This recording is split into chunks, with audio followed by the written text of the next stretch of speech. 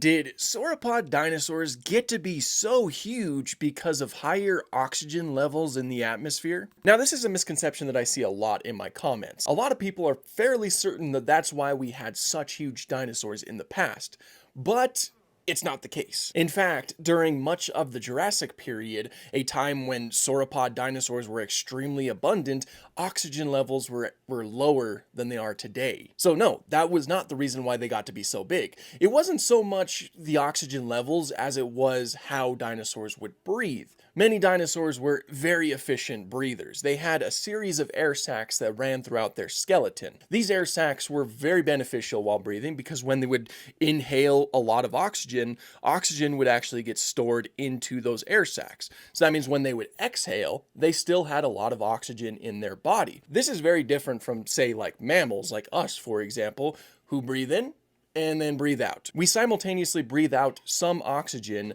along with the carbon dioxide. So it's not nearly as efficient as, the way that dinosaurs would breathe. In addition to that, sauropods were just built to be absolutely massive. For one, they had extremely long necks. This is something that allowed them to eat a lot of vegetation around them without moving the rest of their body, thereby saving a ton of energy. Dinosaurs were also reptiles that laid eggs, and egg laying is a far less taxing form of reproduction than, say, what a lot of mammals do, that being live birth. Of course, many of the largest mammals that we have today are placental mammals, which again means that they do give live birth, and that is something that is incredibly taxing for the mother, because the larger of a mammal you are, the longer the gestation period is. African elephants, for example, are pregnant for around 2 years, and larger mammals in the past, like Paleoloxodon or Paraceratherium, would have had a pretty long gestation period as well. Again, this is something that's incredibly taxing on the mother, and at the very end of that pregnancy,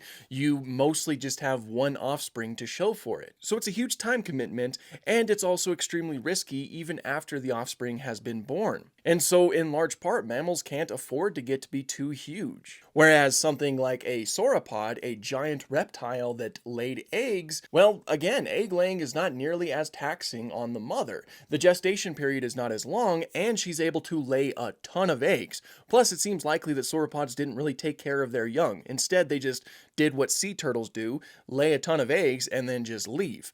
Those eggs would then hatch on their own, and because, she laid a lot of them, there's a higher chance that at the very least, some of them will survive into adulthood, and therefore continue the species. There are a few other reasons why they got to be so big, but those are some of the main ones, and it wasn't because of the oxygen levels in the